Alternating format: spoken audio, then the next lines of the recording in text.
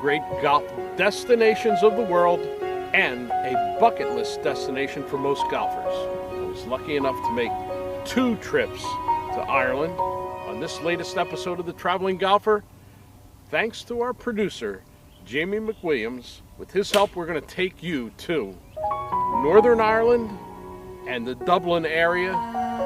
You'll see some of the great golf courses, great sights, and the great people of Ireland. Right here on The Traveling Golfer. One moment changes everything.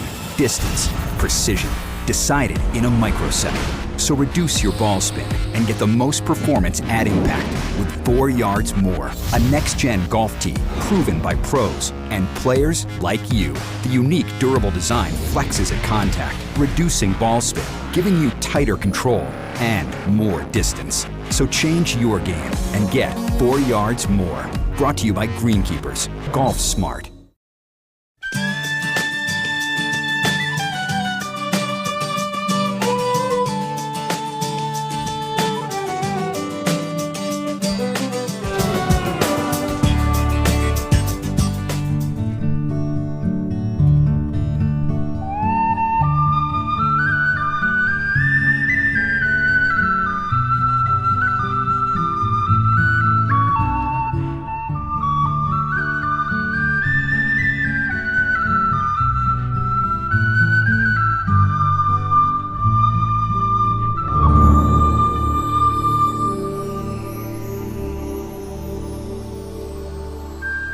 Like many golfers, a long-kept dream has been to play golf in the British Isles, to face the magnificent contours of land, sand, ocean, and sea. But a true adventurer craves not only a taste of the links, but also the heritage, hospitality, and uniqueness of the isle on which these courses sit. Northern Ireland is a land within a land. While it's not Oz, once you cross the border, subtle differences become evident. Flags are everywhere to be found throughout Ireland. And here, they tell you that these folk bear allegiance to the crown and currency apart from the rest of Europe. But all differences are put aside for visitors who are welcomed with openness and warmth. The first course visited was the Hourglass Golf Club. The first impression was, wow, what a stunning setting. Before guarding par, this was a castle fortress guarding the eastern coastline. There is no easing into this course, even though the first tee means Lamb's Bay. The hole is more the wolf, challenging you to play down the short side of the fairway. But with even a perfectly placed shot, you won't see the green until you reach the summit. But the reward is a view that can take your breath away. If you suffer from vertigo, the height can be quite distracting, but absolutely breathtaking at the same time. Most of the links courses in Ireland, as you know, you won't see the sea, but you'll know it's there. You can hear it, etc. But in every on every tee box and every green, every fairway, the unique part of this golf course is the fact that you can see the sea from each fairway and green and big tee box. I don't believe that you'll see any scenery as beautiful anywhere in Ireland, or the world for that matter, when it comes to playing golf. Maybe that's personal, but that's the way it is. There are stretches of holes that are brutal, but also stretches that invite good scoring. And if you're sly as a fox in plotting out the lines of your play, you just might gobble up a few birdies.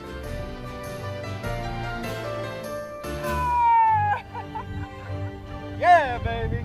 This is one course you won't want to pass up when in North Ireland. Continuing up the coast, our next stop was Port Stewart, and a late afternoon round that heavy rains forced a change in plans. And while tempted to do a little impromptu practice, I thought better of it, and we nestled in at the time-honored Bushmills Inn. Besides the name, the town is dominated by the renowned Bushmills Distillery. And what better way to spend a damp, chilly afternoon than touring the home of Irish whiskey? I'm not sure what the drinking age is in Northern Ireland, but the tour ended in a fine way for a sampling of their fine products. Cheers. When traveling, get your information thanks to the Strackline Green Reading Guide on thousands of golf courses around the world. Never misread another putt. Mist surrounded our arrival at Port Stewart, but neither mist nor fog can hide this overpowering display of massive dunes that made golfers at a distance look like a column of ants. Instead of raging sea, here you're confronted by tempestuous waves of fescue nearly waist high. There is shelter from it, but not for a suspect game. With so many possible lines of play, first time out, a caddy might be a necessity if scoring is at the top of your list. But as if to compensate for this jigsaw puzzle on a massive scale, bunkers are fewer in number and less severe than what you might find elsewhere. As with the finicky bounces of a golf ball, things have a way of evening out, making it a fair test of golf. Continuing our trek through the north, as we made the turn toward the west, the terrain transported me into a different world. There were no dwarves, orcs, or hobbits, but with a backdrop suggesting something ancient, I finally met up with old Tom Morris. Well, not quite, but his stature in the history of golf, or maybe in this case, statue, gazes over the fields of Rosapenna, as remote a location as you might find in Ireland, but with a powerful attraction, pure, undistracted golf, both old and new. Having the dream of Lord Leitrim in the early 1890s, and the golf resort actually opened, the hotel and golf course, in May 1893, leaves Rosapenna as being the world's oldest golf resort. It's nice to know that Rosapenna was really the world's original golf resort. Originally, the first course was laid out by Tom Morris, who was brought over to Ireland by Lord Leitrim, a nearby landlord who wanted to build a 9-hole course on his own private estate. And Tom Morris came over and he looked at the ground and laid out a 9-hole course and said to Lord Leitrim, "This is where you want to build your course, this is real links land." From there they decided to build a course, and in 1893 the course and hotel opened, and Lord Leitrim owned it up until the 1930s. Harry Varden and James Braid were here in the 1900s for numerous challenge matches, and they did a little work to it, and also Harry Colt came in 1911 and changed the routine and lengthened the golf course. At Rosapenna, you can totally immerse yourself in the game.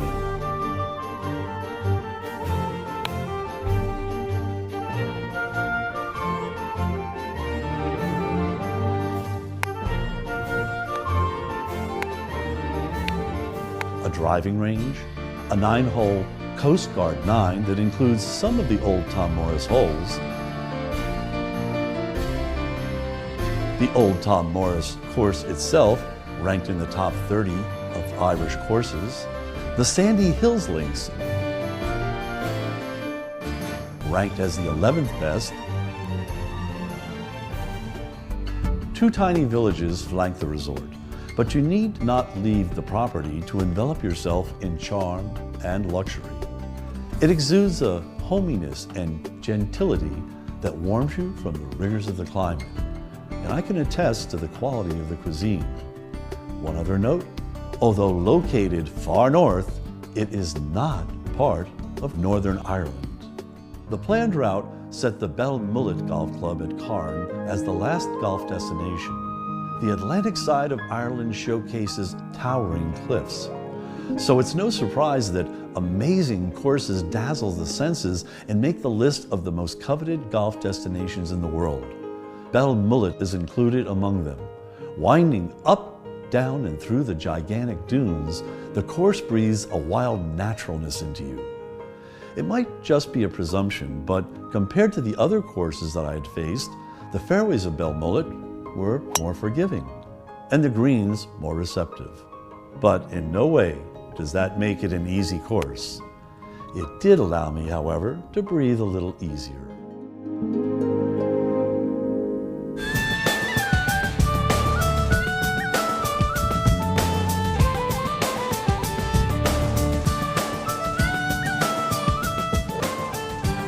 As a videographer, my passion and pleasure is to share some of the magnificent sights and perhaps kindle your own dream of experiencing the wonder of Ireland. We flew into Dublin, but the city wasn't our base. If Dublin has suburbs, Malahide is one of them. It's a port town, and from our base at the Grand Hotel, we could gaze across the bay to the island course, which we would face in just a few days' time. Students of Irish history know the prominence of potatoes in its past. However, this trip made me aware that it still is the national staple of Ireland. Over the course of one meal, we were treated to no less than 5 different potato preparations. Our first taste of Irish golf was the Portmarnock Golf Links. A relatively new course, it was designed by Bernard Langer in the mid-90s. A clue to its recent history, the startling presence of palm trees, no doubt planted to make Floridians such as myself feel right at home, along with some other very cool features such as modern, original bench sculptures. It was smooth sailing to start, but that was an illusion. Little time passed before we started to sense we were like lab rats, stumbling our way through a maze of peaked green corridors. There aren't many blind tee shots. However, on the shorter holes that have them, it's essential to play away from the dog legs and mounds. But by doing so, taking one more club on the safe line means that these short holes won't play short. Though an occasional offending tree popped up to rankle the links purists, it's a great introduction to links golf, blending the traditional with modern design, that being the air game versus the ground game. The greens are very well guarded, so running the ball up is not an option on many holes. With these firm and undulating greens, never think bogey is a bad score on the Portmarnock Links. Our next stop, the Portmarnock Golf Club, reeks of history, now spanning 3 centuries. Carved out of a peninsula with sea and bay flanking either side, wind and weather can be friends or enemies on any hole. You would be hard-pressed to find any great golfer who hasn't trod the mogul fairways, working hard to avoid knee-high fescue grass and menacing bunkers.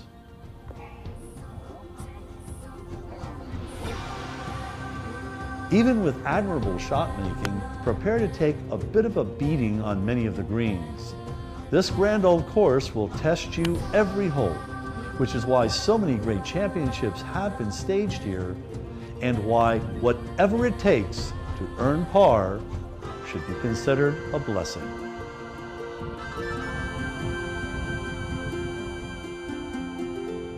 The European Club has become famous for its unique design. Well off the beaten path, you feel like Livingston discovering a new world when the clubhouse finally becomes visible. It's difficult to describe the layout except in somewhat harsh terms. You might say it's quirky, an attribute associated with the owner and designer, Pat Ruddy. He's a most congenial host and arguably the most respected and renowned golf architect in Ireland. But behind his warm smile lurks a competitor who dares you to challenge his most cherished possession. It's Linksland. That gives you a position in life, because the links, there are only about 150, 160 links in the planet out of 30,000 golf courses. It's the original of the species, where golf began.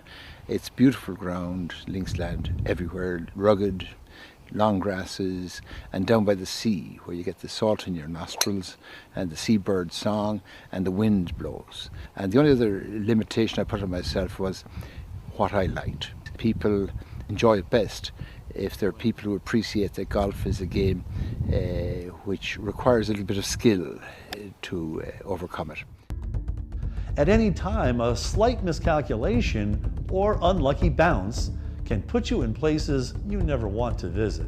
Deep bunkers, supported by towering rail ties and backed by even more towering mounds. The old days when golf started in Britain and Ireland, it was largely built along the railway line. The golf course happened beside the railway line. The railway line wanted to get rid of some railway ties, and the golf club would say, throw them over the fence and we'll use them. Pete Dye brought them to America, having seen golf in Britain that way. So I've done a very traditional thing, just in a more pronounced way. It gives definition to the golf course visually. You can see I've left the ties sticking up a little bit, the fronts of them, so they can be seen, and it defines where the bunkers are. Unless almost perfectly played, the only course of extraction would be backwards. Penalties are spelled with a capital P. And oh yes, one further challenge. Walking the course will provide enough cardio exercise for the entire month, especially from the tips, which play to a jaw-dropping 7,700 yards. And also, the course attracts champions throughout the world, from somewhat local Padraig Harrington to Tiger Woods, who currently holds the course record. I'd ask that our route take us to places that showed both the heart and soul of Ireland. We felt that beat in Westport. It's a small city by most standards, but large enough to offer almost anything the heart desires. My interest was in comparing an Irish inland course to the seaside links. Upon arrival, with huge Mount Croagh looming in the distance, my presumption was naive to say the least. Beautifully framed and landscaped, the Westport Golf Club was anything but ordinary. Since 1973, it's held more championships than any other golf course in Ireland. It was Rory McIlroy's inaugural win in the Irish Close in 2005. Paul McGinley won the PGA Championship here in 2002. It's enjoyable for everybody. It is a parkland course. However, it does have that linksy feel. You're going to feel the wind when you play, but you're also going to see a lot more character in terms of definition between fairways and rough, the trees that do make it a true parkland course. My best advice to anyone who would be coming to play Westport for the first time would be get your birdies early. The first 5 or 6 holes kind of eases you into the golf course. Relatively straightforward holes, but holes 6 and 7, the golf course really kicks in. Back 9, very challenging, but also very scenic, where Croagh follows every shot. We have our own Amen corner here, holes 11, 12, 13. Give you a little reprieve on 14, a nice par 3 with the mountain as a backdrop. And then the 15th hole, long par 5 around the bay, called the tee shot stage fright, because you've got to carry it about 150 yards to get it over the bay, which is one of the top 18 golf holes in Ireland. You know, we've got truly a beautiful golf course here in Westport, and as part of the Wild Atlantic Way, we are partnered with Carn in Belmullet and Connemara, and we have a pass that allows you to play all 3 golf courses, all within an hour's drive of each other. Perfect blend of the 3 courses. Parkland with a couple of links courses thrown in there. Playing Westport was as enjoyable as any other experience in Ireland. The greens were receptive, the surfaces the smoothest and purest of the trip. So by accident, it immediately was added to my must-play list. Walking the towns of Ireland, it was hard not to be nostalgic about my youth. Growing up at a time when there were still small drug and hardware stores, 5 and dimes rather than super Targets and Walmarts, barber shops and butcher shops. It left me wondering if the Irish were just catching up to us, or maybe the colorful flags and flowers meant that we've lost something in translation. The final stop is a course we caught sight of every morning from our hotel window, the Island Golf Club. Having played a good amount of golf in the Southwest, what struck me about the Island course was a similarity in scope. A number of holes would be played through towering canyons, though here, rather than sand, rocks, and cactus, the slopes are covered in fescue and gnarly native bushes. Unlike the canyons of America, formed by water and erosion, here the huge dune ridges were fashioned by the winds. And for over 100 years, various architects have tweaked and massaged the design. You won't be disappointed with their handiwork as you face a varied combination of elevations, angles, and lengths. With so much variety, it's a task remembering each hole. Well, sometimes when people think of Ireland, they think of the natural links courses and obviously playing courses that they mightn't be able to play at home. And often the iconic thought would be the trophy courses like Ballybunion, Tralee, other Southwest courses, and maybe some of the ones here in Dublin. However, we at the Island Golf Club, we are a hidden gem of a golf course here in the Island Golf Club. We're located about 10 or 15 minutes from the airport and about half an hour from the city centre. We often have people who come here to play golf on their arrival or departure day on their tour, and they love the uniqueness of our golf course. We're located just beside Malahide Village, which is a beautiful seaside town. And in the old days, you used to be able to get a little boat right from Malahide, right from the centre of Malahide, right to our old first hole, which is now the 14th hole. And that's where our name came about, the Island Golf Club. Dublin as a golf area may have got a little bit overlooked, but we got to remember that we've got Royal Dublin, Portmarnock, ourselves, the Island, the European Club.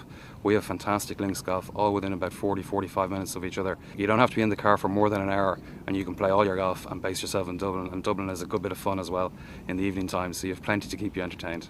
So no matter what wounds are inflicted by the links, the vitality and charm of this city will revitalize you. Lights for bikes, music around every corner. It's a festival and a sweet reminder of how lucky you are to have enjoyed life to its fullest. We hope you enjoyed this golf trip through Ireland. Again, thanks to the help of our producer, Jamie McWilliams. Fulfill that bucket list. Make your next trip to Ireland. And remember, as the great people of Ireland always say, top of the morning to you. Tony Leodora's golf wardrobe, courtesy of Antigua, the leader in modern golf apparel. Tour Edge is the official equipment sponsor of the Traveling Golfer.